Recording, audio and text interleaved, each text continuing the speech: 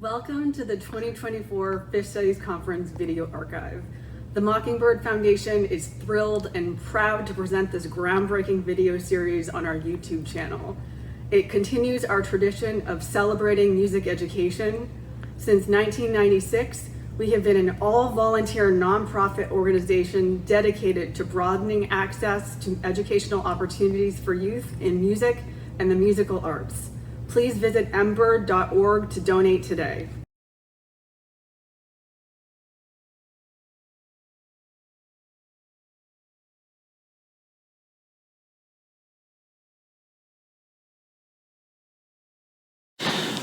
Okay, folks, so welcome to... So let's get things officially launched here. This panel is entitled, This Isn't Who It Would Be If It Wasn't Who It Is, Identities and Phish. And I can't resist sharing, and I think it's relevant, some years ago on a dating profile of mine on one of the dating apps, that's what my quote was. This isn't who it would be if it wasn't who it is. We're going to hear three presenters for this panel. Thank you for joining us. First, we're going to hear from Adelina Cooper at the University of Mount Union. I'll let them give the titles to their own papers, so they'll probably be up there. Then we'll hear from Chaone, Mallory, who is at Lewis and Clark at the moment. And then we'll close things out with Christina Allaback, who is at University of Pittsburgh Greenberg, right? Quick announcement. Please make sure you use microphones up here, I was told by AV people. And if you ask any questions, grab a mic, because otherwise it won't show up on the audio and video recordings of this. So it's important to just use mics for those reasons. Thank you, folks. Take it away.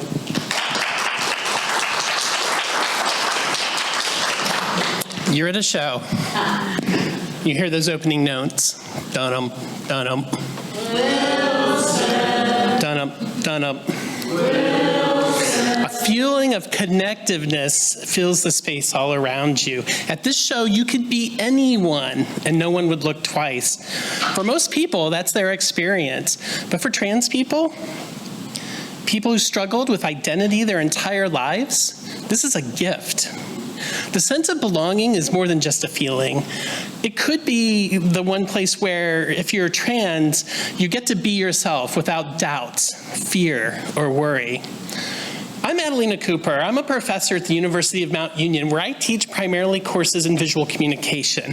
My research interest has always been about the intersection of the internet and reality, and I've always been thinking about ways in which we construct reality. And some of the research I've done in the past has looked at Reddit and how trans narratives are told on Reddit. I teach courses surrounded around methodology and research methodology. I also teach filmmaking courses. I teach a social media course. And so, but I'm also trans myself. And so one of the things that happened to me several years ago is that I woke up from a haze that was induced by denying the fact that I'm trans. And it happened to me all the time in my life, several times. And relationships had come to an end, and I would come out of this sort of, it wasn't even depression. It was more than that. It was a darkness, right? It was this, I was struggling with this trauma, and I would just blank it out. And so I'd been in the best relationship in my entire life, and I woke up from it. And I was like, what happened?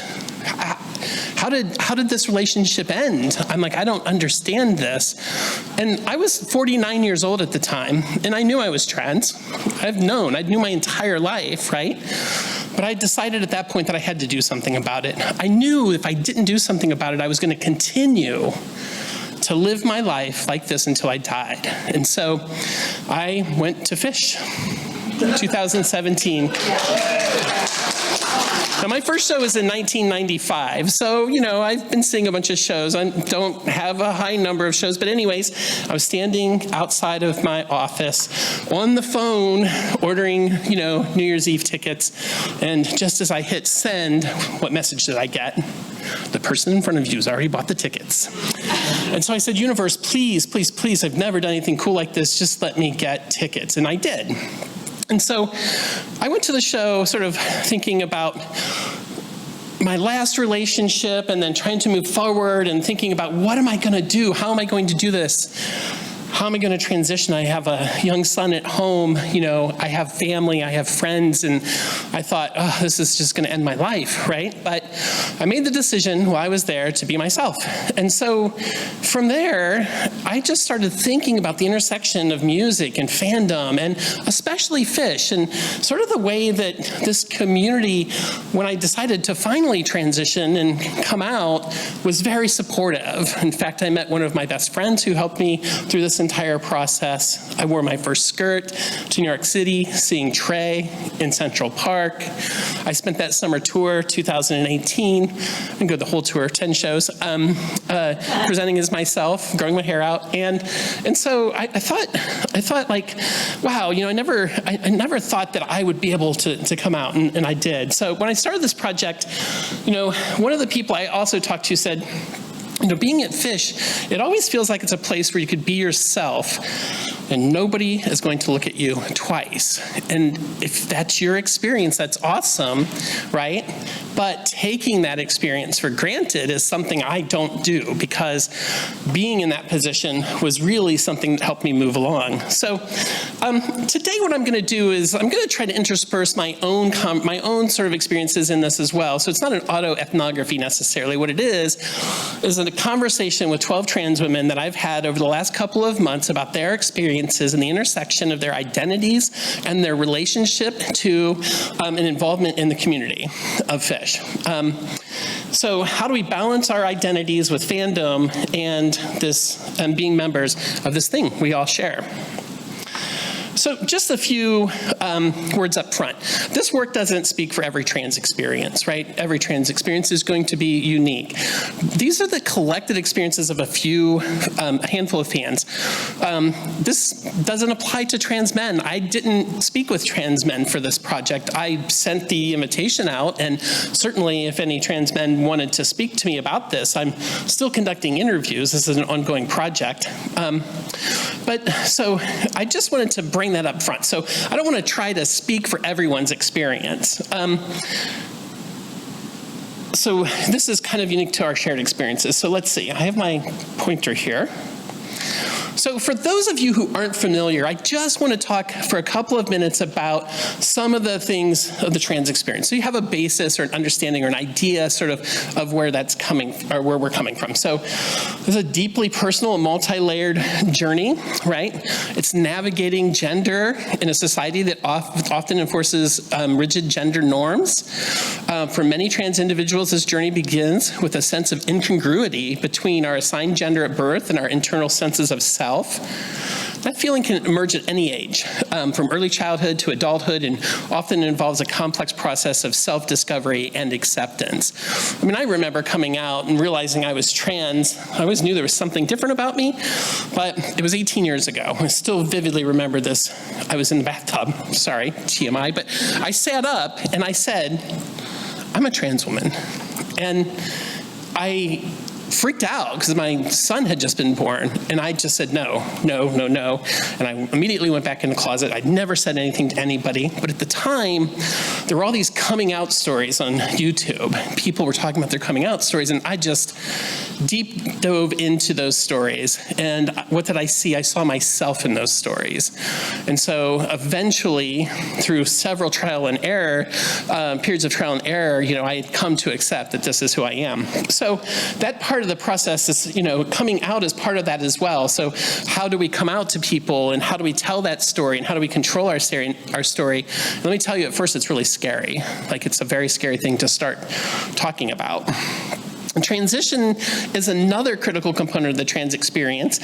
So could be anything from social, legal, medical steps that align one's external appearance and societal role with their gender identity.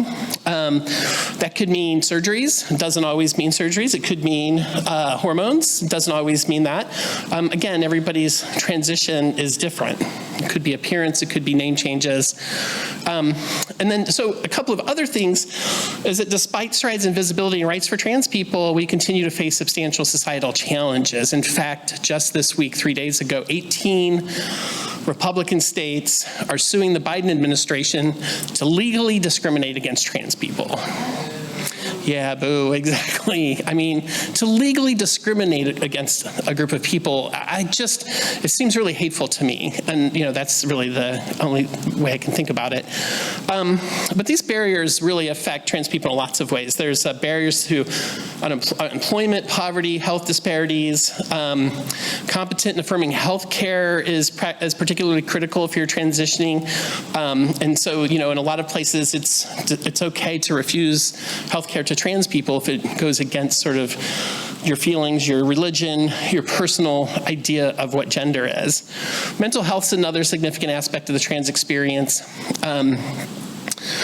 Trans people have heightened levels of anxiety, depression, suicidal ideation, and where those come from is people's attitudes towards trans people. It's not being trans that causes you to have anxiety and depression. It's just the way that the rest of the world responds to you when you're trans. That's where those come from. There's a lot of talk about trans regret right now, transitioning regret, and despite the numbers that are being thrown around, it's actually like 2%, 3% of people regret transitioning, and a lot of that regret has to do with the fact that people are disowned, they're kicked out of their houses. There's a lot of issues that people go through. Okay, so just some ideas, some things about the trans experience. I want to talk about some theoretical foundations here. I'm not going to spend a ton of time here, right, except to say that identity expression and negotiation, formation of shared narratives, these theoretical foundations, community solidarity and belonging, resistance and subversion, rituals and symbolism, this is where my questionnaire developed from. Comes from these theoretical foundations, and looking at and talking about and thinking about the way in which people are parts of subcultures, right? And so we're all part of a subculture, Phish, and what does that mean, right? And how are we connected to that? And how do we build identity? And everybody builds identity through their belonging in this community. So it's not just trans people, it's everyone. But it's particularly important for trans people. Well, at least the ones I've talked to.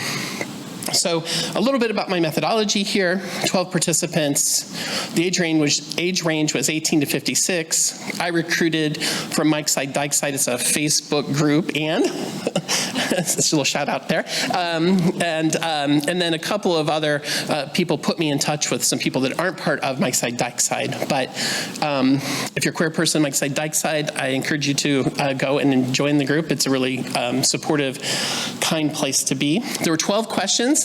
Interviews last about an hour. I recorded them by Zoom, and I had IRB approval, obviously, so through my institution, all of the IRB proposals was followed. Average number of shows between these 12 participants was 81. We had one person with 0 shows, hadn't seen a show yet at all, and somebody with 222 shows. So I personally am on 56. And then my first show is 95, but we had someone who'd been to their first show in 92 and their first show in 2011, and like I said, one person who hasn't been to a show. So through this conversation, I've recorded these interviews, I came up with 134 codes. And so if you've not done narrative analysis before, then one thing that I would say about it is that as I'm doing these interviews, I'm looking for pieces of conversation that are significant, right? That make sense or that are something that we want to talk about. And so I code those into 134 different codes. And then from those codes, I develop themes, right? Not just me, I'm not making this up. It's an approach to research. So there are 6 themes that presented themselves: acceptance and belonging, navigating challenges, community engagement and connection, identity exploration and expression, emotional impact and growth, advocacy, and inclusivity. I want to be aware of the time here. I know we got started a little bit late, and I think I have about 20 minutes. So where are we? About 12 minutes in? Does that sound right? Yeah, thank you. Okay. So let me just talk about these themes a little bit. And I'm going to kind of go through the theme part of this a little bit and try to get through these if I can. I spent a little bit more time at the beginning than I thought I would. But when we think about these 7 themes, acceptance and belonging, I think this is pretty straightforward, right? It's this idea that you are part of the community and have broader social settings. The importance of being valued and affirmed for one's identity is also important. And look, I'm not saying that these things are unique to trans people, right? I'm just saying they're especially important to trans people, right? Everybody is going to have some level of acceptance and belonging, right? But when you have struggled with being a trans person and finally make that decision to come out, then this becomes particularly important. And I think what I'm arguing here is that being part of the Phish community as a trans person is kind of a good place to be, right? The way I said it is like, look, people looked at me weird because I was a hippie who followed this band around before. Being trans really, it wasn't a far jump from people, judging me. So I was kind of used to it a little bit. And what? You're going to see this, how many, what? 9, 10? You're going to see 10 shows? I don't get it. So this idea of this acceptance and community becomes very important. And if you go back to the theoretical underpinnings of this research, that was part of it as well. So this idea of acceptance and belonging. One person that I talked to said that she had a crew and then always knew she was queer, but then eventually came out to her bros, and her bros are cool with it, right? Which that wasn't my experience. My bros deserted me, which is okay. I'm fine with that. But acceptance and belonging becomes important. Navigating challenges, right? This is the idea that there are challenges faced by individuals. So the delicate balance between self-expression and personal safety is a constant negotiation. I go to shows sober, right? Unless I'm with a friend. But I go to shows sober because one of the things I feel like I have to do is pay attention to everybody around me. I look at what they're looking at, and I notice if they're paying attention or noticing me, right? Because that's a real fear that we have. I mean, just last week of this month, 2 trans people were murdered. So it's a very real threat and fear. So navigating these challenges is something that you have to do. I get in my car, I lock the doors, right, and I drive away as fast as I can. Not as fast, I don't go peeling out of the lot or whatever, but I'm just got to be a little bit more, pay a little bit more attention. And this is a common theme to people who go to shows by themselves. This is something that was mentioned.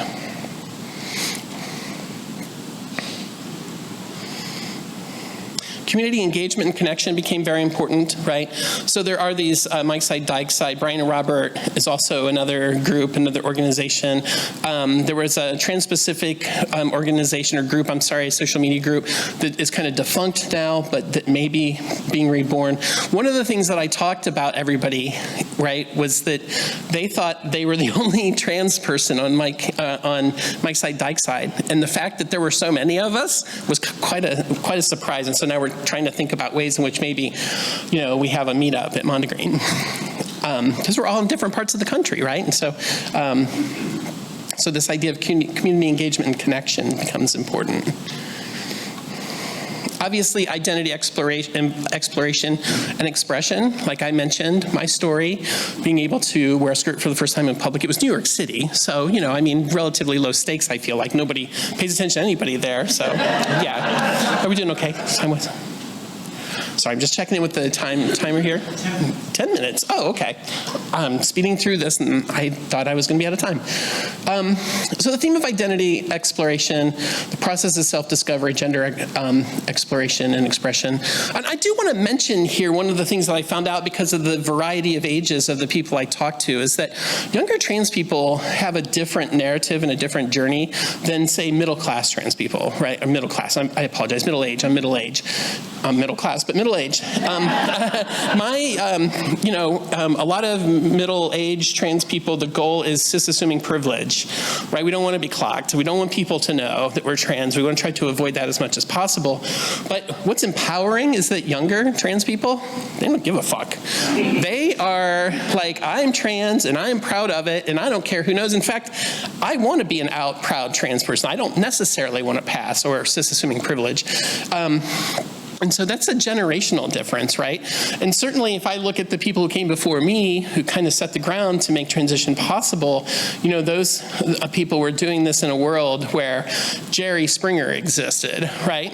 So, and so I guess that's always part of it. Sort of as we build off of the shoulders of the people who came before us, we get to have identity exploration, we get to have expression.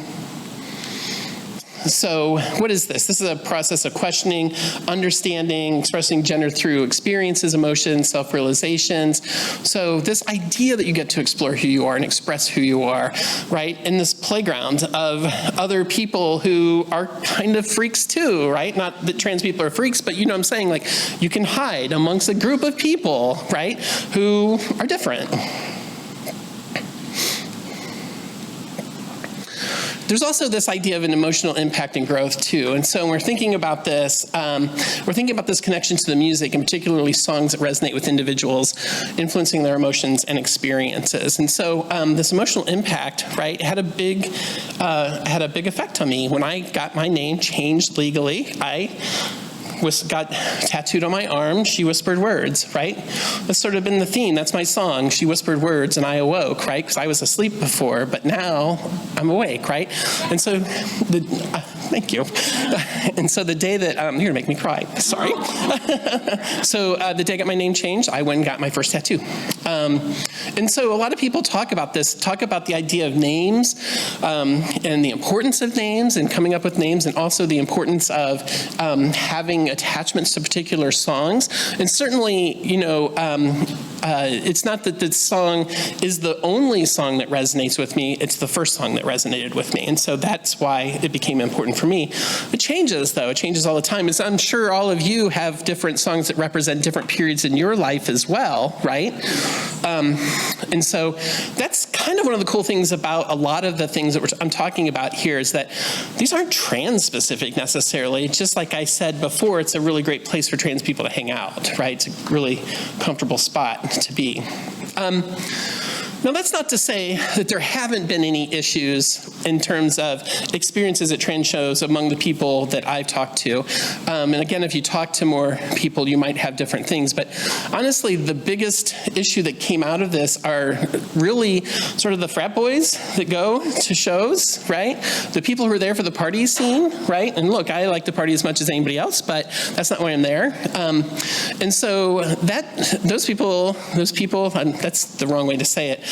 People who aren't there for the music is what I should say, have a tendency to point out and harass and give trans people a hard time, at least in the people, among the people I've talked to. But, the members of the scene, people in the scene, they have been very supportive to the people that I've talked to. So there's this idea of advocacy and inclusion, right? And I think that one of the things that I've noticed about this conference this weekend is that we're talking about advocacy, we're talking about inclusivity. It's become not a theme necessarily, but it is part of the conversations that we're having this weekend.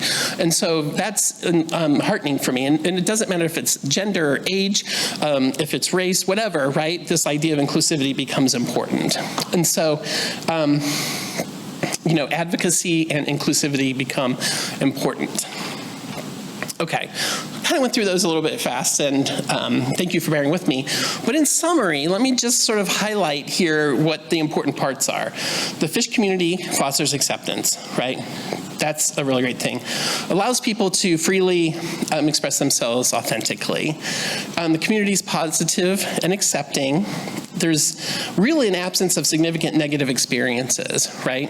There's been mentioned through the conversations of some harassment, but not because of being trans, because of being a woman. So, and as a trans person, that's a really weird thing, because in one way it's validating, right?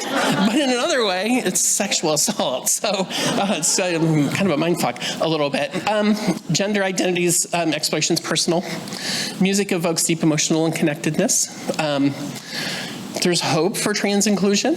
So people are feeling very hopeful about, being a trans person and being part of the scene community. It's a supportive coming out space. And there's this vision of celebrating diversity, right? Of that this is a community that's starting to, and probably always has in some form or another, celebrated diversity. Some information about my references here. Again, going back to those theoretical underpinnings. And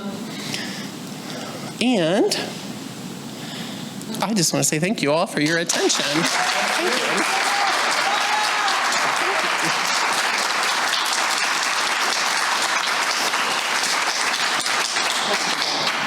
Are we have time for questions later, or?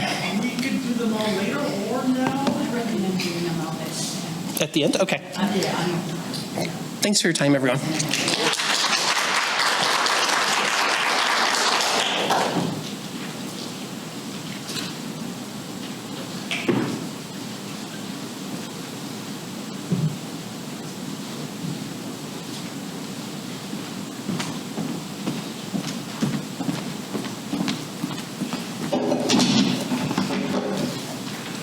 Just let me say thank you in advance for watching this, because I do not have a PowerPoint discussing this, and old-fashioned, old school. Okay. Okay.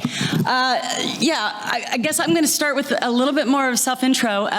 So I'm going to start with my first show because I didn't realize that was a thing for Phish Studies. Sorry. My bad. I will probably violate that again just because I'm a... Oh, good idea. Okay. I'm a walker. I'm a pacer. Okay. I hate confinement. Okay. Okay, so I didn't know this was a thing until I read other people's biographies here for the conference. So I come as a Grateful Dead scholar that I've been doing since 2007. And I'm a regular at the Grateful Dead Scholars Caucus. So I guess I'm an ambassador of sorts, and I'll talk about my outfit a little bit later. So in Grateful Dead world, we usually say something like, we typically say, I saw Jerry this many times, but it's really bad form to like act like you're bragging. Or you say, I didn't get to see Jerry, but check out the harmonic, switch in the 69 Dark Star, right? So people are kind of saying, it's okay, just because I didn't see Jerry, it doesn't mean I'm not a Deadhead, which is true. So, okay, so my first show. So I am a 1.0 or so. I saw my first Phish show the same year I graduated college from UC Santa Cruz in 1993. And I was heavily going to Dead shows, and we had a whole posse, and that was really easy to do because Shoreline was really close and Oakland Coliseum was really close. And that year I graduated with honors with a double major in philosophy and legal studies, and while I was like seeing tons and tons of shows. So we heard about this band from Vermont, and they played the Santa Cruz Civic Auditorium, which holds about 500 people maybe, and it was not full. And so our crew, we were like, yeah, let's go check this out. We were like the hallway dancers, and we actually moshed. Like, yes, there's moshing at Dead shows. Like, probably at Phish too. I have not run into a mosh pit yet at Phish. We called ourselves the front lefters. So anyway, because Phil side. Okay, so anyway, that's it. So I'd seen about 200 Dead shows by that time. I was like, so at some point in the show, there's this guy jumping on a trampoline playing a vacuum cleaner in a dress, and I'm like, what am I seeing? Like, what? And I had seen some pretty weird shit. But I was like, so yeah, I mean, the groove was awesome. It blended well with, our consciousness. And so I kept on going to shows. And so I don't know, because I am not a show counter, but it's more than 50 and probably around 100, I don't know. So anyway, okay, so, all right, so to launch into the paper now, and I hope this doesn't create feedback, 2 microphones next to each other. Okay, so what happens when women, trans, and non-binary persons create their own spaces to relate with one another and share experiences, and what unique aspects of gender relations are revealed when those persons identify as aficionados and followers of Phish and/or the Grateful Dead? How does one of the primary methods for creating discourse communities in the 21st century, online communities on the internet, present interesting opportunities to explore how gender and gender expectations and expressions operate in the context of the jam band scene? And so how also is online space crucial in helping women, trans, and non-binary persons form community and stay connected? How was it useful during the pandemic when life was largely lived online? And so how did these fan bases become even stronger in the face of global calamity? I argue that at least that some communities and cultures have, particularly women and non-binary. And so specifically, the topic of my paper, mostly, is what did Deadhead Women plus United and Phish Chicks? So Deadhead Women plus, it has the plus after it. That's the name of the online group. Anybody here in that group? Any DWs? Okay. DW pluses. And I'm going to talk about why that plus is there. We call ourselves DW. Thanks. I like the gesture, that helped. Okay, we call ourselves DW, and then, no, that is not, no. Okay, this is getting, okay. No, I just appreciate a reminder. That is literally what I meant. Which actually does remind me of a meme that I saw that if I had done slides, I was going to do it. Okay, now's the time to discuss the meme. So because in online groups, we talk about stuff that is relevant to life, and somebody was looking for vacuum cleaner recommendations on Phish Chicks. This happens all the time. It does. And so she put a meme, or assuming it's she, put a meme up there of Fishman with the vacuum cleaner, and the little bubble said, "You don't blow on the vacuum cleaner, it sucks on you." And I was like, oh, that is so subversive. Like, she really was looking for vacuum cleaner recommendations. But I was like, ooh, the shout out to female sexual pleasure there that was like embedded in that. I was like, this is just, and plus, playing on fish tropes. Okay, so, lots of that stuff. It's very playful stuff in ways that other groups are just not, in my experience. Okay, all right. So that's kind of my introduction there. My paper is supposed to be divided into 5 sections. Intro to online groups, why gender-exclusive online communities, or where's the Phish dudes and dead bros groups? Do we know the answer to that? Anybody here teach gender and women's studies like I do? And get that comment of like, where's men's studies? Every other place? Okay. Okay. So, Discourse communities, I'm going to skip over that really quick because we have some other experts here in the room on that you'll be able to talk to and see their papers. Consciousness raising as method, that's drawing on Catherine McKinnon. And I'm going to talk about her a little bit in depth. 1989, toward a feminist theory of state. It was awesome to get to revisit. This book has just stayed with me ever since I was an undergrad in legal studies. Okay, so micro-exclusions in the jam band scene. So I'm presenting a new thing that I'm working out that I also, at the Dead Scholars Caucus in February, floated this, and so I'm still working through it. So this is the rough part, but this is where I'm really hoping for feedback, what you guys think about this notion of micro-exclusions, not microaggressions, but micro-exclusions as part of the answer, part of the key to understanding gender disparity in the jam band scene on all levels, everything from musicians to stagehands to all of it. Okay, and then the presence of queer trans and non-binary changing the scene. And that's, again, a big open question for me. And since Adeline, did I say your name right? Adelina, sorry.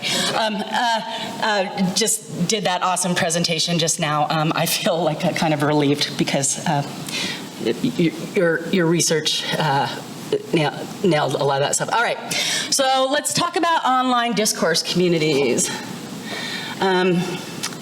And I don't know what time do you know what time I started? I've got 20 minutes still, okay. So, all right, a discourse community. So we have Denise Goldman here, raise your hand.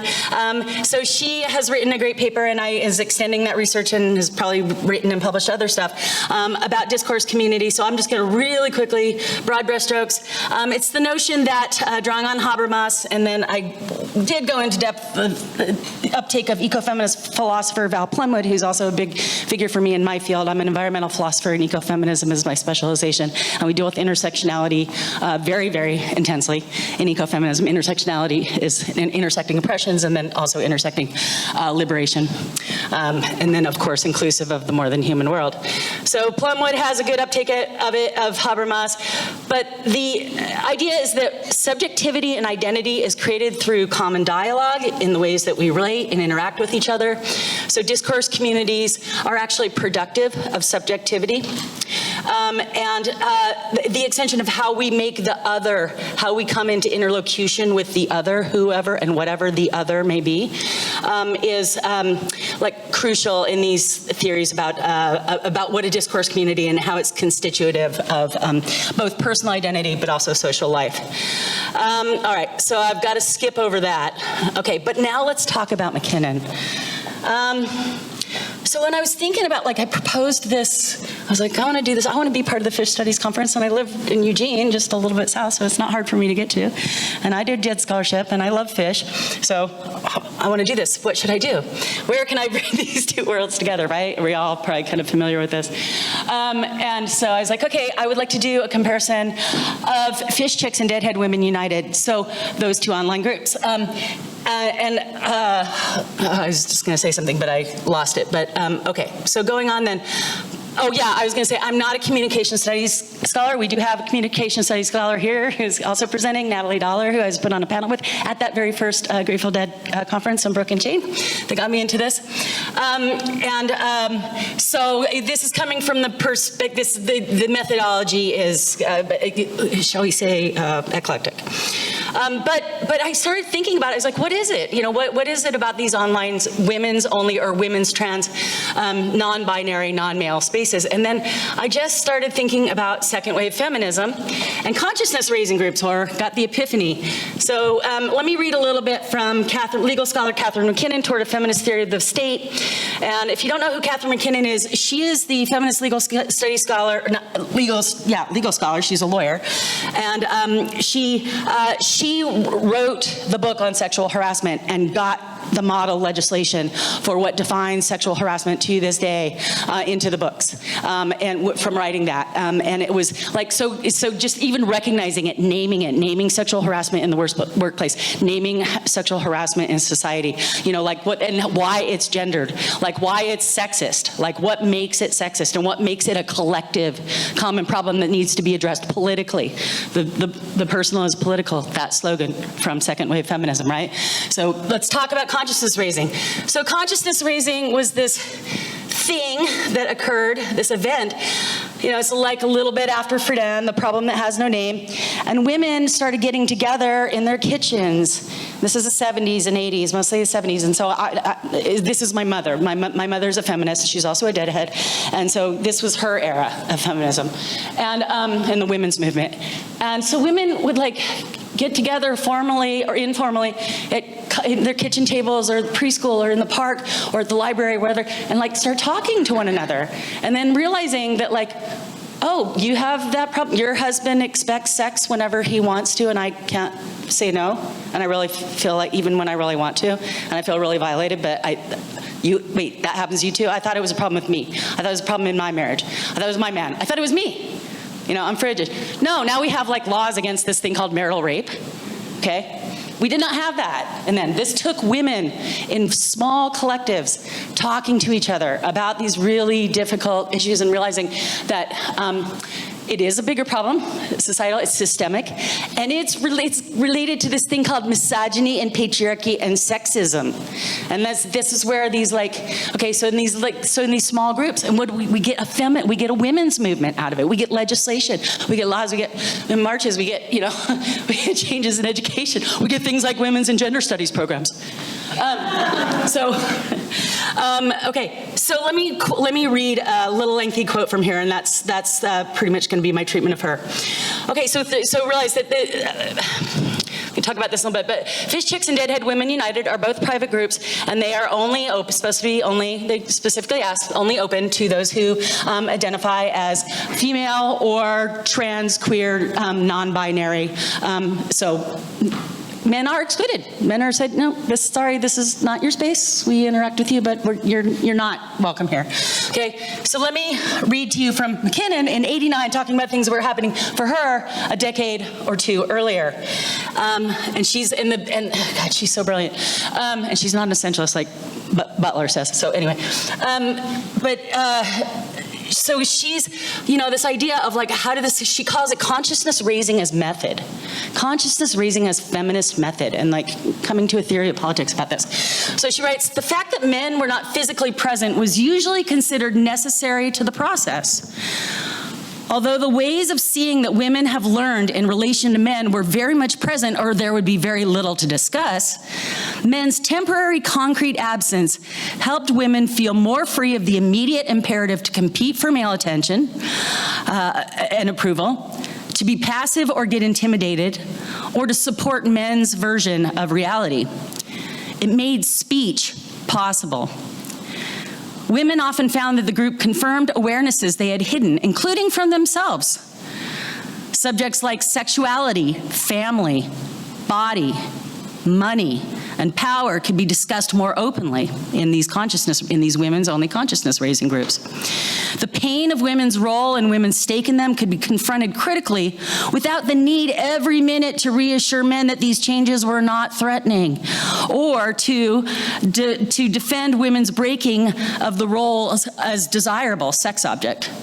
The all-woman context valued women to each other as sources of insight, advice, information, stimulation, and problems. By providing room for women to be close, these groups demonstrated how far women were separated and how that separation deprived women of access to the way their treatment is systematized. The point was, and is, that this process moved the reference point for truth and thereby the definition of reality as such. Consciousness raising alters the terms of validation by creating community through a process that redefines what counts as verification. The process gives both content and form to women's point of view. And I reread this, and I was like, wow, like, what do these online groups? What is when they provide that this just resonated with it, and maybe it does with you. So obviously she's using trans exclusionary language, and queer LGBTQIA in the 80s was like just kind of starting to emerge. So when she says women,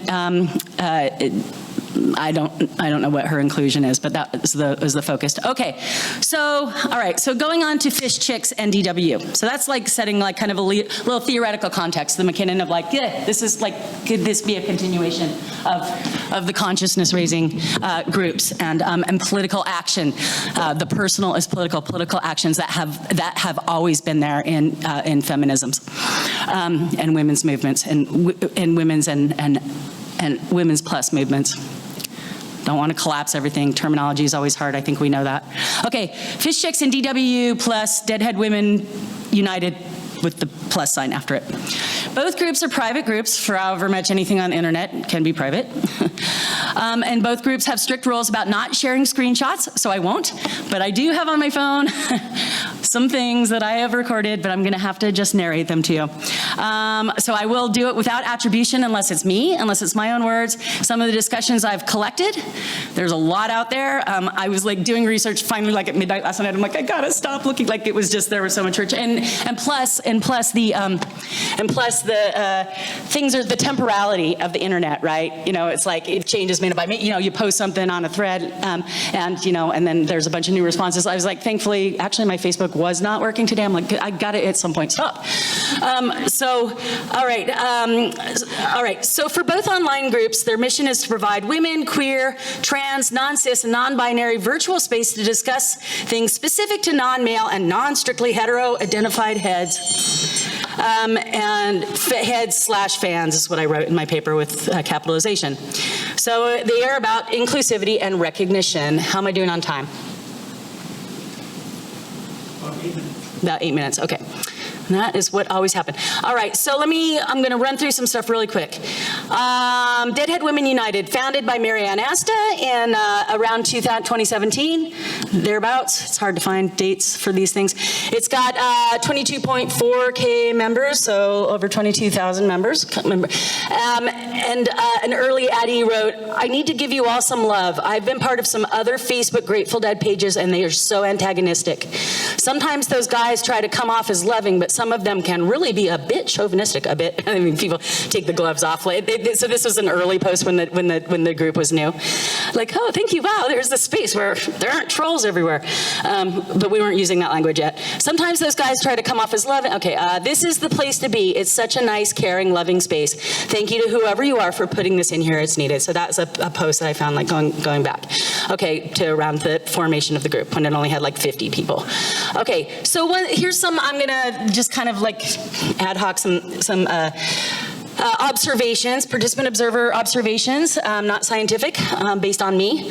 So Deadhead Women United is a good group, but it's more admin driven, the Marianne Asta that I mentioned. And so it's less chatty than Phish Chicks, and I want to talk about Phish Chicks. So there's a lot of promotion of Jay Blakesberg and Marianne Asta's like other pages. So Jay Blakesberg, the photographer, the Grateful Dead photographer, people know who he is. He's got a lot of books. She's obviously involved in some sort of business venture with him because she's like always promoting his books and his shows, and she works his shows, and then she's promoting other things. So I'm always getting notifications of like, Marianne Asta invited you to like this page, like this page, like this page, like this group, like this, and I'm like, I actually wrote her once, and I was like, is there any way you could remove me from, like, because I want to stay in the group, but I don't always want to feel like I'm being targeted for advertising. I actually read that, and she goes, oh, I'll see. So and it's okay, but I'm like, okay, she started the group, she's the admin, there are some other admins. Okay, so obviously there are, for both groups, lots and lots of show announcements when we have shows. I want to talk about the pandemic and Dead and Phish Chicks specifically, so I want to get to that. Meetups, the set list for the Sphere last night. Did you see it, Natalie? I know, right? How many people here knew what happened at the Sphere last night? Okay, oh good, I'm glad. There's other bands. Phish was just warming it up for, no, that's actually not true. No, in all honesty, if I had to go, if I had a choice, I don't have Sphere tickets or package, but if I had to choose in a perfect world between the two, I would have definitely chosen Phish. What's that? Save it for the haters, ball. Yeah, and I totally agree, and I don't want to engage in that kind of thing, but yeah, provocative. Okay. All right. So, because it's not a contest. And that's what I always tell my dead people. Okay. All right. It's like, isn't that the beauty of the thing is we don't have to choose. And if you don't like something, like you don't have to like listen to it or go to it. Like, isn't that great? Okay.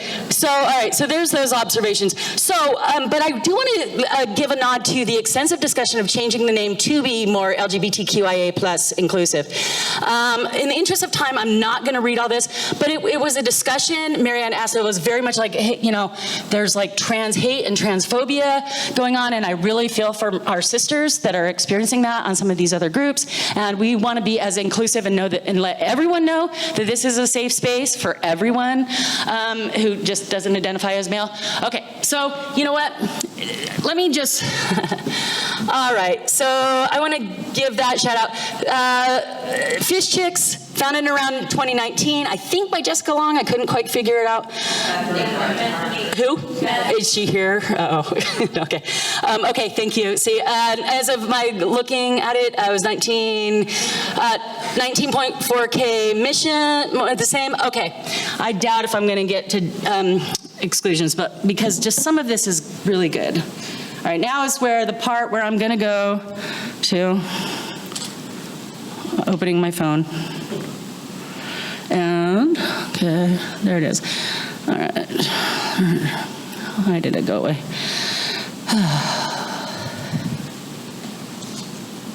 Okay. I had this pulled up, but you know how devices are when you need them. Okay. So some of the same. So, so the discussions on there, so like I was saying, is like, some of them can be really funny and lighthearted. And like I said, just our groups, our people are so funny and clever. And there's not a lot of memeing. There's some, but you know how like sometimes the internet, some groups are just like it's meme after meme, or your friends are meme after meme after meme. It's like people say things and have discussions, and I think that that's pretty cool. Okay, so, you know, there's just, so actually this, let me see if I can tie this in really quickly to my notion of micro-exclusions. So if a microaggression is something that somebody does to you, right? Like, can I touch your hair, your dreadlocks? You know, or you know, giving you a compliment or slapping your butt at a show, or, you know, like some sort of age discrimination. For those of us of a certain age, we learn how to recognize that when you're, micro-exclusions are ways that you're left out. And bigger papers, I'm tying this to my experiences as a woman guitarist in the jam band scene in Eugene, Oregon, which we have a really, really rich musical culture. And I'm an amateur. I've been playing for a long time. I don't shred. I'm a rhythm player, and that's okay with me. I can hold my own. I'm not great, but I like to play with other people. And I'm like, I got my suspicions for why I'm like having trouble kind of nosing into that scene. And so, all right, so there's a lot of posts. So this is a post from a recent show. I don't know which one, probably Sphere. So many dudes surrounded by guys this entire run. I got so excited last night when a girl sat next to me. Dayton was the same way, okay? And then Toronto, you know, so a lot of discussion about that, like, wow, it was like, I had men all around me Thursday hoping for some more ladies tonight when I'm higher up. Yeah, so this was Sphere. And then somebody wrote, it's always been very, very male-dominated. We're a special bunch. And I've certainly, okay, so we get all that. This one actually speaks to my situation, so I do actually kind of want to read it. What, like 2, 3, 2? Okay. Just need to vent for a second. Semi-Phish related, semi-misogyny related. Just need to vent for a second. I threw a big surprise party for my fiance's friend today. It was wonderful. And there were a few guys who I had met last summer at the Syracuse show. We got talking a bunch and they were really great, but one of them was clearly a bit of a character. I had to leave on and off to refill the food, etc., but every time I came back, we'd all tell great Phish stories. And then out of the blue, one of the dudes asked me, so Meg, do you know who Poster Nutbag is? And I laughed and I said, like Jimmy's cat? LOL, obviously. And then they all started laughing and calling out the asshole friend saying, see, I told you, you owe me $20, you owe us $20. Turned out the annoying dude had made a bet that she wasn't really a fan and didn't know it deeply. Okay. All right, this one is just funny, so I'm gonna end with this one. Very recent. Is No Deal in here? Oh. I've been thinking about Drew Carey and the blender. See, there's a reference in our keynote, so this is super timely. I'm a senior woman. Yeah. In my life, I have not met many penises that would reach the bottom of that blender container. 1 or 2, yes. In fact, I measured this morning and he'd have to be over 8 inches erect to even graze the tip in those spinning blades of death. I have to conclude that 1, Drew did have a good time and realized there's a significant difference between ordinary bands and Phish. 2, he knows the value of good publicity and good free publicity. 3, and this is the important part, let's not talk about the possible penis lengths of our band members because they seem to be going along with this fiction that a Vitamix could hurt an ordinary dick. That wasn't the number 4 is the most important one. It's guys talking about their dicks again. When will women be an equal part of the conversation or even the audience?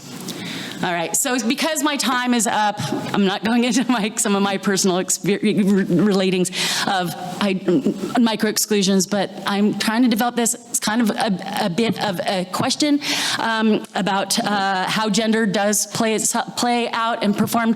My presentation at the Grateful Dead Scholars Caucus this time was dead masculinities when it's, get it, dead masculinities? Are they dead? When it's done and over, a man is just a man, question mark. So I didn't get to any discussion, but I just have that open question, whether or not trans, presence of queer, increasing presence in the Grateful Dead scene, as also the post-Jerry Grateful Dead scene, is that transforming some of the gender possibilities for alternate forms of masculinity, femininity, and other that are liberatory and not oppressive. Thank you.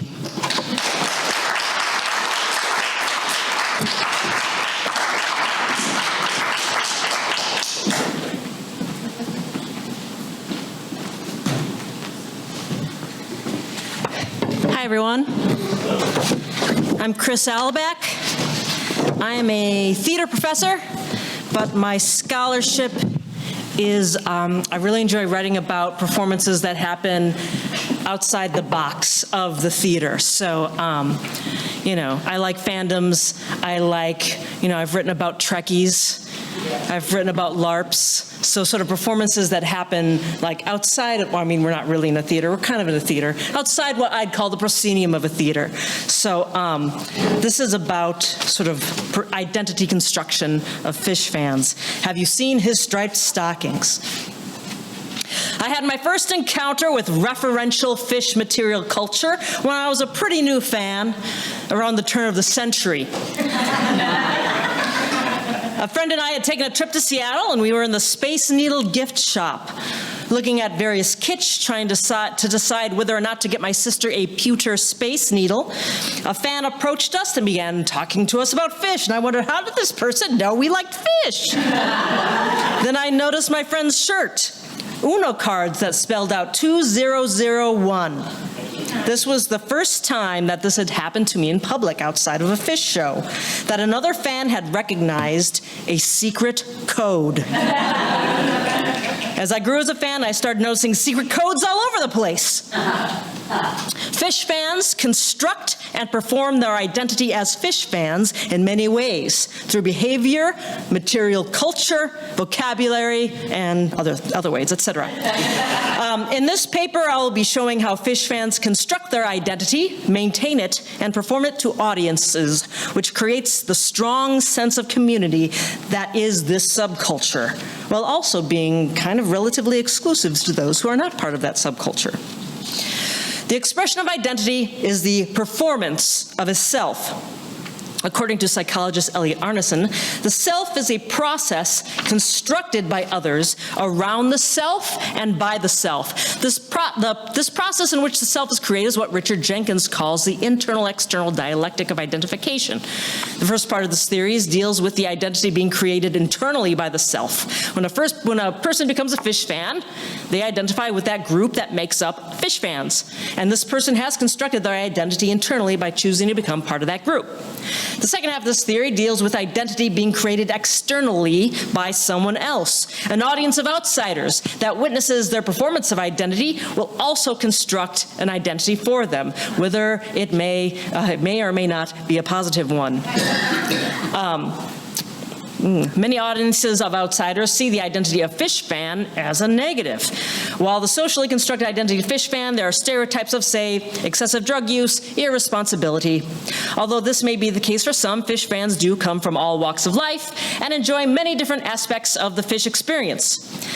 But because the media usually focuses on the negatives, what subcultural theorist Dick Hebdige calls ideological incorporation, such identities that are subversive to that outside mundane world can be seen as a threat, but through media focusing on those negative things, that threat is removed. Unfortunately, then, many audiences outside of the Phish culture assign these negative stereotypes to the performance of identity of Phish fan, a perception out of the control of the fan. So we have identity construction from within and without. It is helpful to examine this phenomenon of identity construction using Arnold van Gennep's theories about rites of passage. While ritual may or may not be a part of a Phish experience or performance, Van Gennep's ideas still apply. In the Phish experience, we're thinking about moving from non-Phish fan to Phish fan. While Van Gennep discusses rites of passage using rituals, there is still a rite of passage to constructing one's identity as Phish fan. Rites of passages in many societies are ways that people in those societies construct their identities. Van Gennep claims that the only division in society now is the division between sacred and profane, and one must follow these rites of passage in order to reach the sacred. Many of his examples are those of religious rituals, but there are many rites of passages that are secular. Rites of passage might include rituals dealing with growing into adulthood, or wedding rituals where someone becomes, where someone is not an adult, then they become an adult. Someone is not married, and then they become married. There are rites of passage when joining the military, such as boot camp, and as student veterans have told me, certain hazing rituals, where someone becomes, a civilian, and then they become a member of the military. Other rites are ones that bring the subject to a level of enlightenment or closer to God, such as Christian rituals like baptism or communion. Phases of the rites of passages are three. There is a separation, a transition, and incorporation.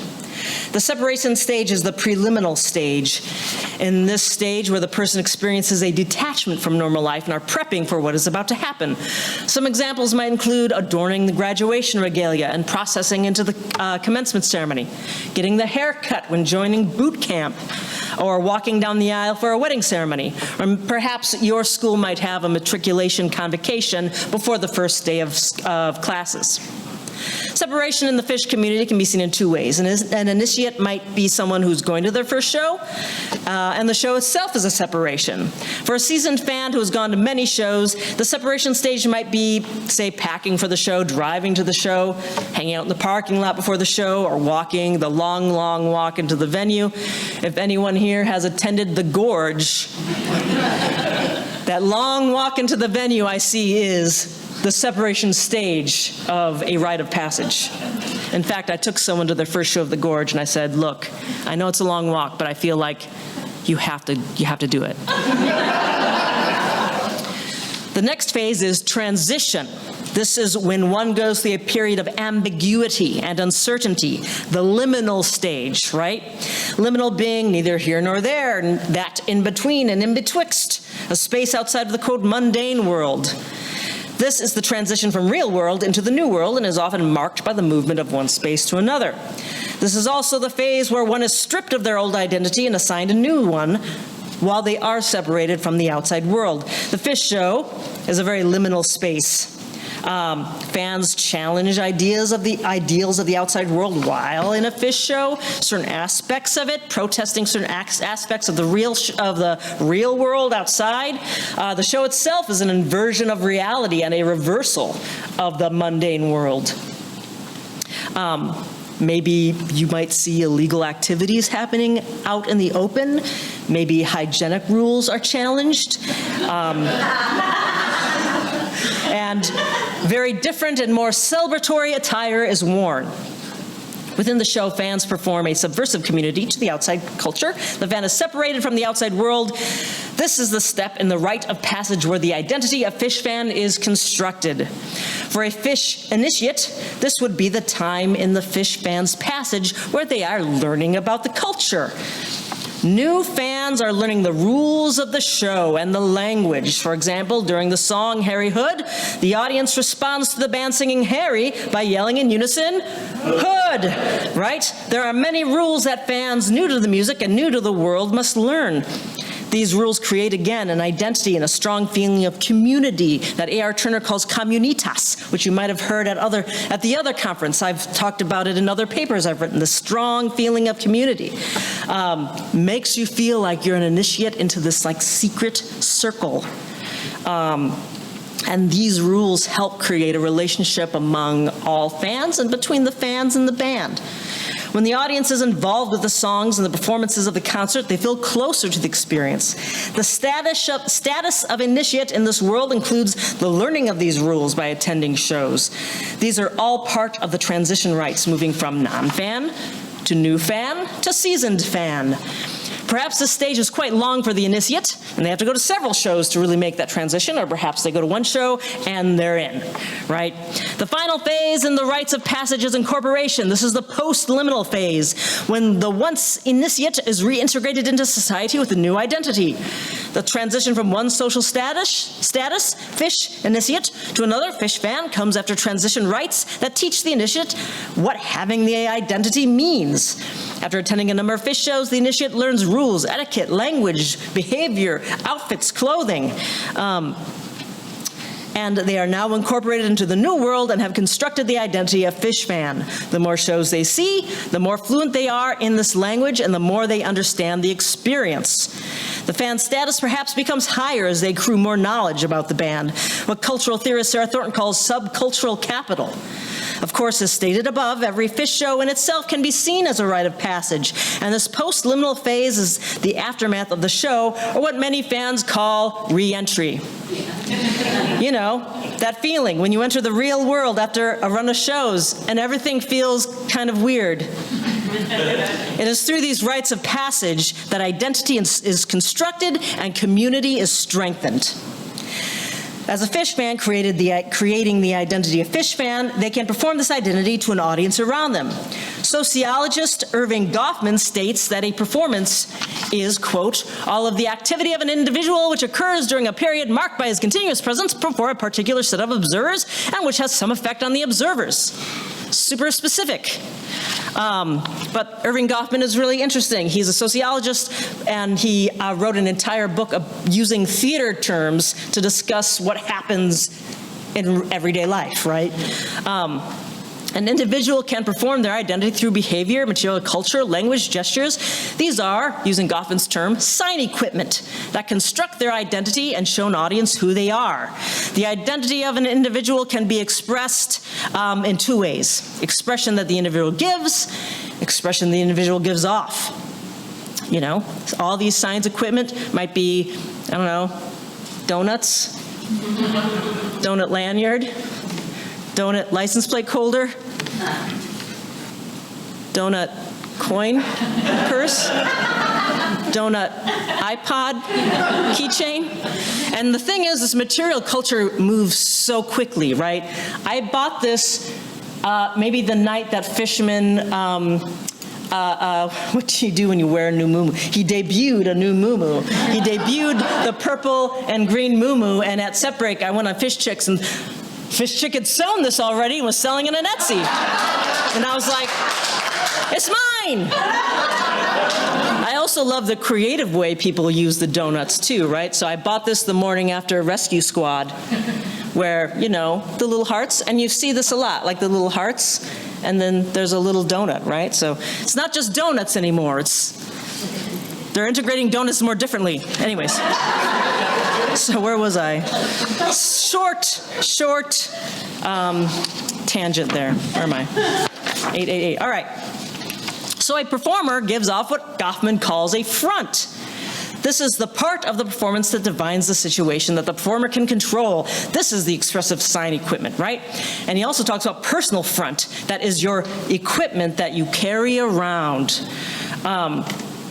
So he also talks about everyday life as a setting and a set, right? In theater, we build a beautiful little setup on the stage. It looks like, I don't know, Hamlet's castle or whatever, right? He talks about the performance of everyday life as having a setting as well. So Phish fans have a setting, right? Where they can strongly perform their identity. They can use the show, the scene surrounding it, as the scenic elements in which their performance takes place. The setting gives the performer a large amount of sign equipment that they can use to help communicate their identity. The fact that the performer is in the setting of a Phish show gives the audiences of outsiders a sign that, yes, they are a fan of Phish. But there are many levels of fanness within the setting of a Phish show, depending on the personal fronts and the sign equipment the fan gives off to perform that level, right? Perhaps their performance shows that they are a more seasoned and experienced fan, or perhaps their performance shows that they are a new fan. It is this hierarchy that has formed around Phish based on performances.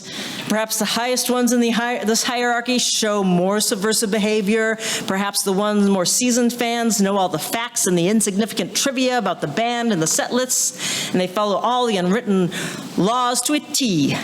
The new fan would be on the low end of this hierarchy, as they are new to the scene, new to the rules, and are just learning about the music. Phish fans can use sign equipment as secret codes, of course, to perform an identity of Phish fans. These codes are what performers give off and what cues their identity, according to Goffman. He uses the term cues because in theater we use terms like stage cues, right? Such signals show a belonging to a certain group, in this case the Phish community. Signs are given off by performers to other performers or to an audience who need to assess that sign and then assign the identity according to what they see in the performance.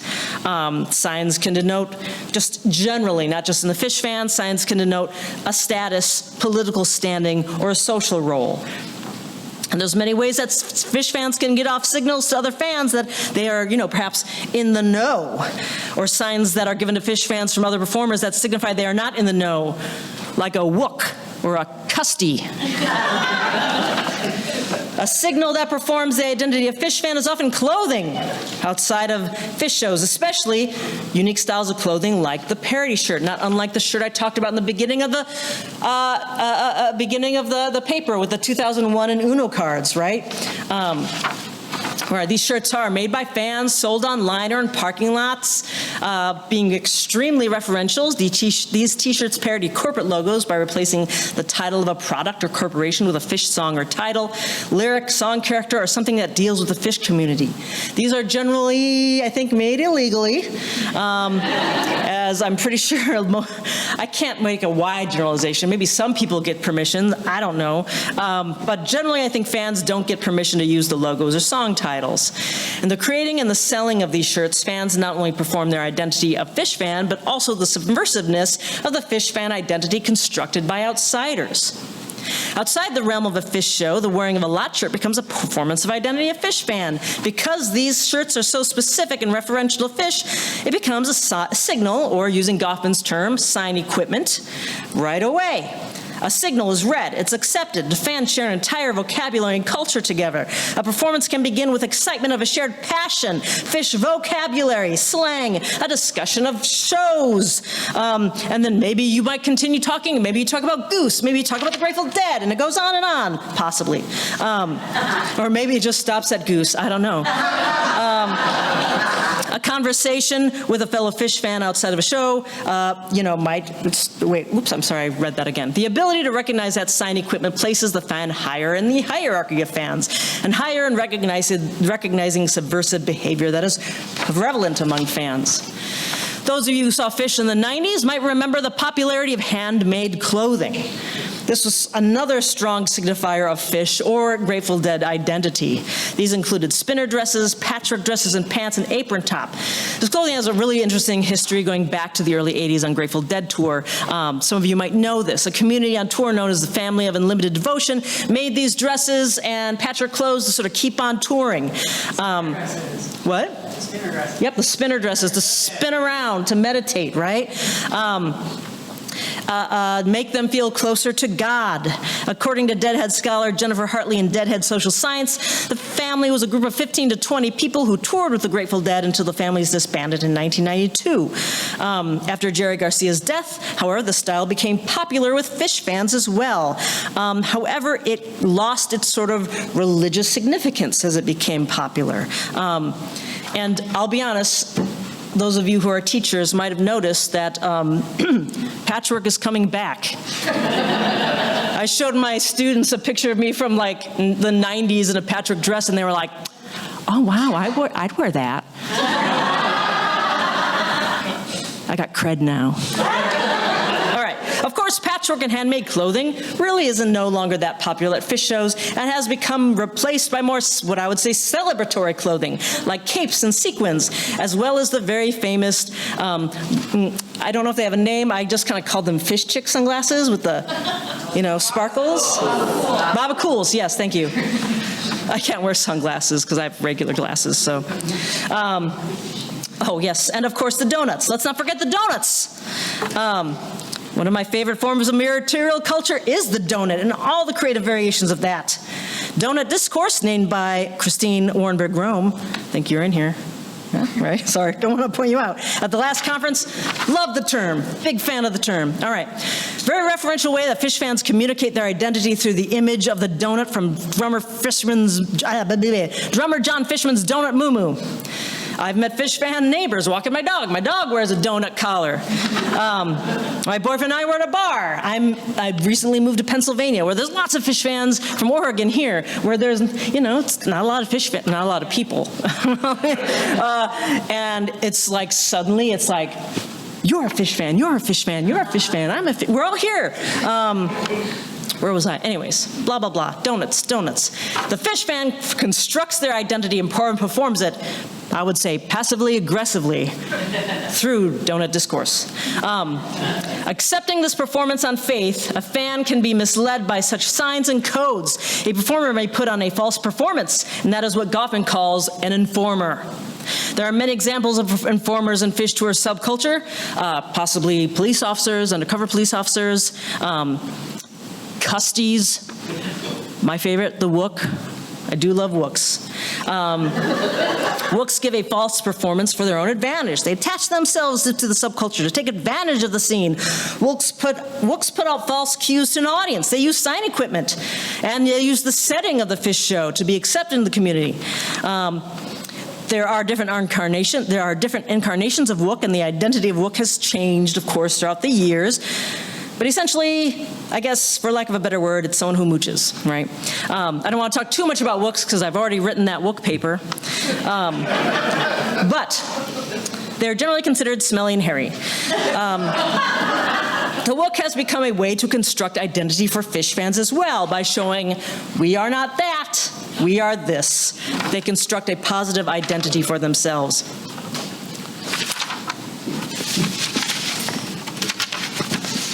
I lost a page. It's fine. I'm good. All right, here we are. When informers exhibit inappropriate behavior such as stealing, mooching, sneaking the show, anything suspect, Phish community will usually somehow punish them in indirect ways. The audience is angered by their being misled by their performance. So in this way, the Phish subculture is maintaining their constructed identity by working together to sort of oust these false performers. Fans punish the Wook indirectly for their behavior in many ways and by creating a marginalized and negative identity for this type of person. The concept of Wook has become an insult, a joke, a meme. Remember Wook 17? These types of signs and material culture must be accompanied by appropriate behavior. However, other circles have reappropriated the label Wook as a positive or a term of endearment. Another interesting informer in the Phish community is almost the opposite of a Wook, the custy. A custy, short for customer, is usually an insult and refers to someone who has and spends a good deal of money at a Phish show. Perhaps they buy high-priced tickets on the secondary market, and maybe they're not that big of a fan. I heard this term used a lot on social media after the recent Sphere run. Those that couldn't afford to go hurled the insult custy at those who could, and in a verse, these people called those without the pores. That's another paper, the next conference. But I did go to Urban Dictionary because I really wanted an official definition, right? An official definition of custy. You'll like this. Quote, the kids at the festival you really want to make your money off of, all the preps that come to the show, because word on the street is that the hippies have all the crazy good drugs, but the preps are not really feeling the music, unquote. The Trio television series Parking Lot in 2003, one Phish fan says Custy's, quote, smell like money, unquote. This too, along with Wook, has had both positive and negative connotations to it. Vocabulary can also be a sign to warn Phish fans whether an individual is giving a false performance or not. It is no secret that illegal recreational drugs are regularly present at our shows. With the illegal activities come legal consequences. Police officers act as informants at shows as well. The members of the community that choose to buy or sell illegal substances have created codes that perform their identity as that of not an officer. The exchange of secret signals shared by performers in a situation like this is referred to as team collusion by Goffman. If one sees a police officer, maybe you might hear someone yell, "6 up," to warn people to stop anything illegal. Shared vocabulary includes terms like nugs or boomers to refer to illegal drugs. Many officers, I'm sure, have probably figured out this very simple vocabulary. But these words work as what Goffman calls staging cues to perform an identity that one is not an officer. Some uses vocabulary other than the ones that have sort of been shown as being appropriate. I'm kind of a mess today. What's up with this? Defined by the community, they are suspect. In the use of vocabulary as signs, one reaffirms their individual identity as Phish fan. As fans use this performance to work together to maintain their identity.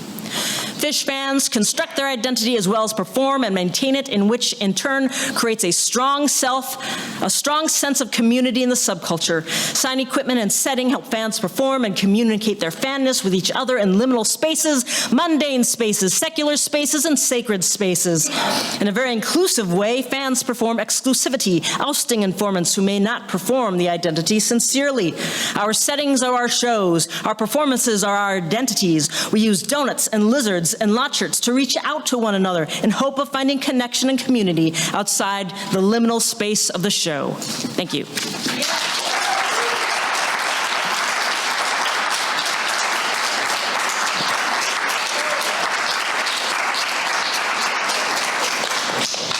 Thank you, all three of you. We have about 10 minutes for questions, folks. And if you're going to ask a question, come to one of these mics so that you can make it onto the recording.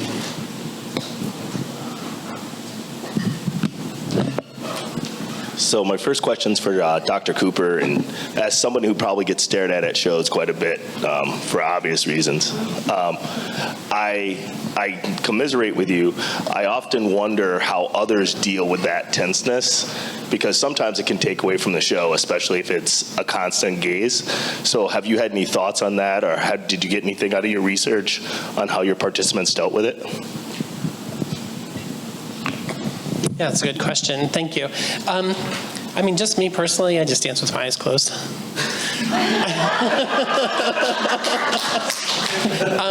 And I'm trying to think of, we did have this conversation a couple of times with some of the people, and just along with the questioning, and I'm trying to think of, just, it's all new data for me, and I haven't been through it enough times to kind of recall those, but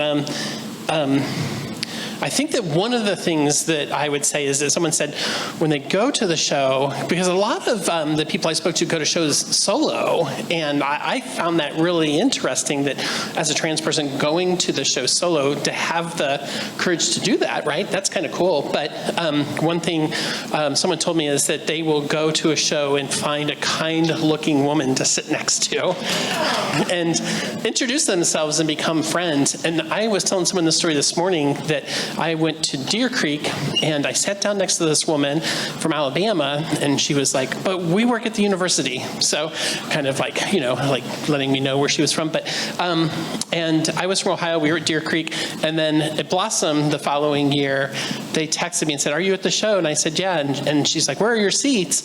And she was sitting right behind me. So that was kind of cool. Does that help answer? Yeah. So finding safe people is, I think, maybe a good strategy. Hi, so also for Dr. Cooper, thank you so much for your talk, and I'm just thinking that this work that you've done, you've gone through the IRB and you've collected this data, and you know, it would be so tremendous to publish it, and I was wondering if that's something you're thinking about, and if so, it just seems as though it has so many different avenues, from the personal narrative perspective to the collected data, and you know, also the intersection between trans community and Phish community, and you know, even wider audiences that could potentially, you know, benefit from having this out in the world. And just curious as to your thoughts about channels for publication, if that's something you're thinking about. Yeah, thank you for those kind words. I'm definitely thinking about publishing. It's going to be a minute because, like I said, I'm sort of just living with this data for the last 3 or 4 months, and I feel like I just need to spend some more time with it to kind of suss out some of those themes. I feel very confident in my codes right now, but reinforcing those themes with specific quotes from each of the individual participants is kind of where I'm at right now. I have some of that work done already, but you know, pulling a conference presentation together, a work in progress, is kind of where I am right now. So yeah, so looking at some of the potential places for publication, definitely something that I'm going to try to do. Thank you.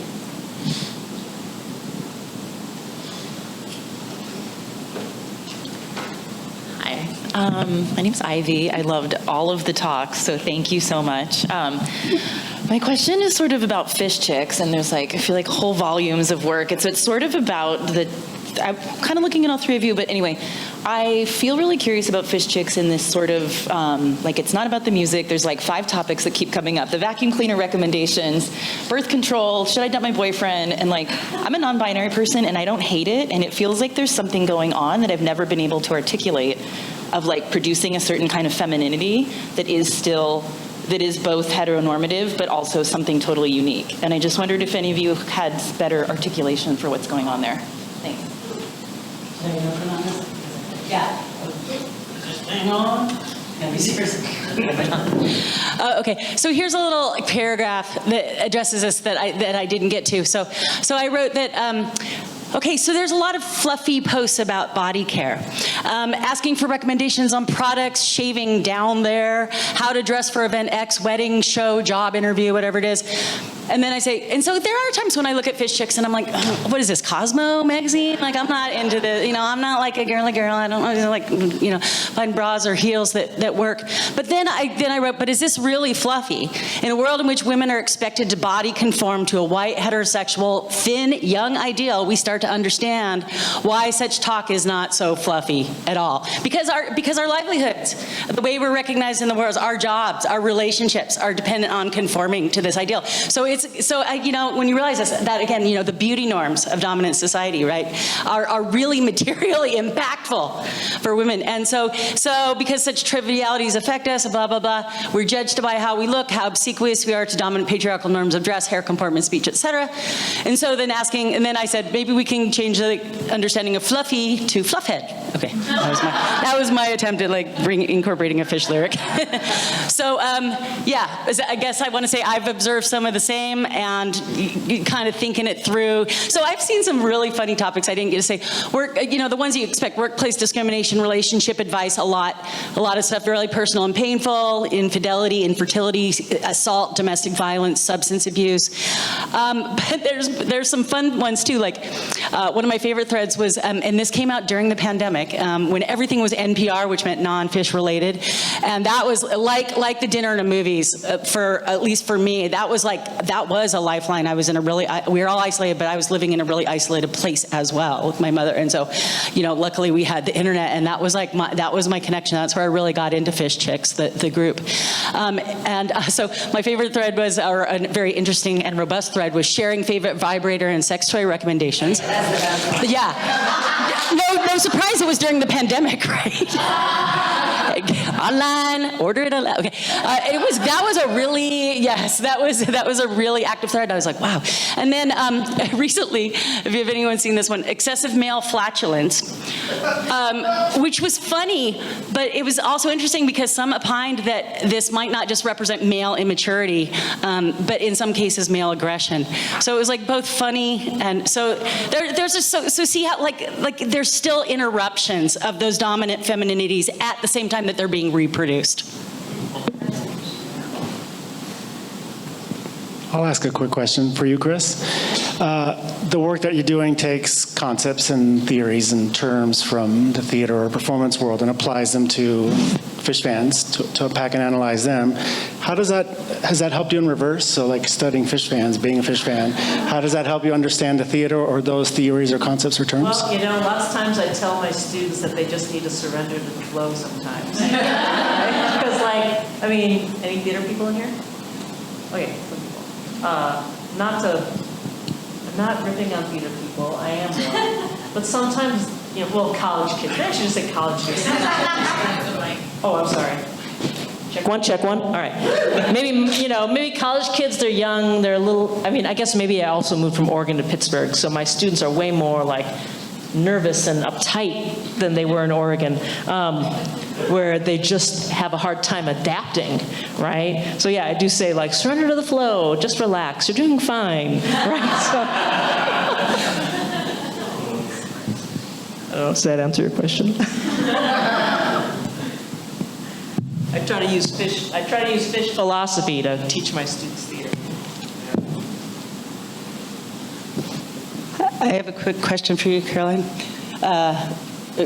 So in the Phish scene, wooks are not in the know, because in the Grateful Dead scene, those are the people you go to.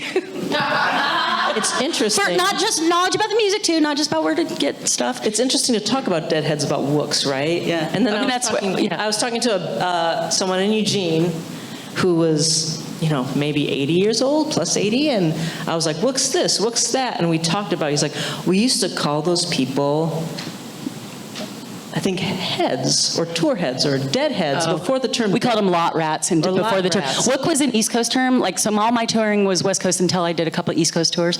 And that, I watched the emergence of, anyway, and I'm talking Grateful Dead, I watched the emergence of language and terminology. But not every tour head was a Wook. Right, But, yeah. but there was a stereotype that if you followed the Grateful Dead around, living in Volkswagen bus, sold stuff in the lot to make your way from show to show to show, that you were scuzzy and dirty. It was Wook-esque. It was a Wook-esque. But I just think that's interesting to think of the term Wook as, it's not a praising, it's a unique term, and I want to read your paper. I haven't. I started hearing it at the turn of the century, right? But people said Wookiee. People were saying Wookiee. Yeah. And then that's where it comes from. Yeah. It got truncated. Got truncated to Wook. Why? Because Chewbacca could easily rip your arms off. So I wrote that in my dissertation. I think it comes from the fact that Chewbacca looks whimsical and cute, but he could easily rip your arms off, right? There's a threat, but not really, right? There's this imagined threat. It is based on the appearance. So we are technically at time, folks. Let's thank our presenters once more.